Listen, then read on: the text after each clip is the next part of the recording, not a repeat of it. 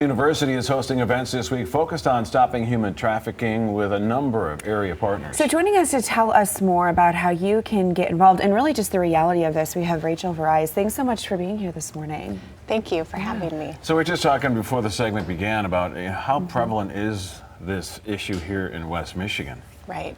We know that this is a very prevalent issue here, and data is very difficult to find around human trafficking. It's a complex problem.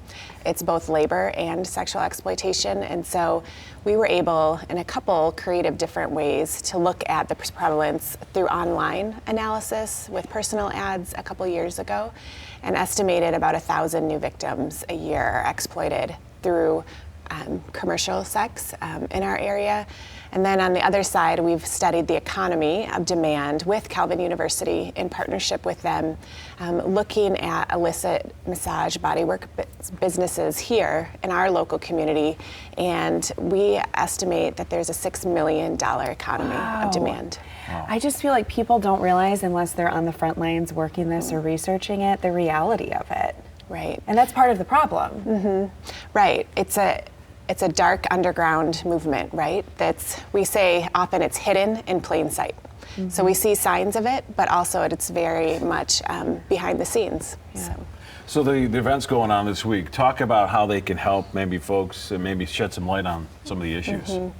So we think collaboration and partnership is a huge part of our work. So we are always inviting people to come and learn. Knowing more about the problem, being educated, knowing some of the barriers that our community faces to addressing it will be part of a training on Friday.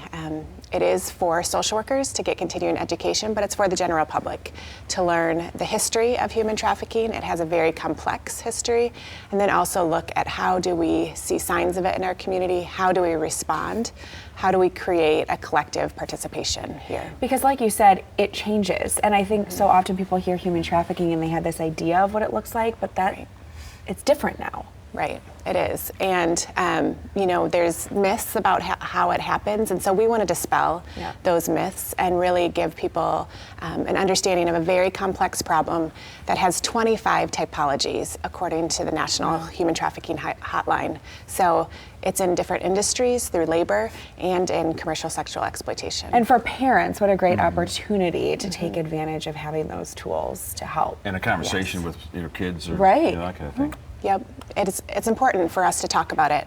I always say you can't cause human trafficking by talking about it with your kids, right? And about some of the barriers that we face, and then really the importance of looking at internet safety and social media with our young adults. All right. So real quick, just give them the details. Yeah, so we will be meeting at 8:30 a.m. On Friday morning at Calvin University. You can go to their website to sign up to be a part of the training, and we would welcome anyone to join us to learn more. Perfect. Thank you so much. Thank you. Yeah.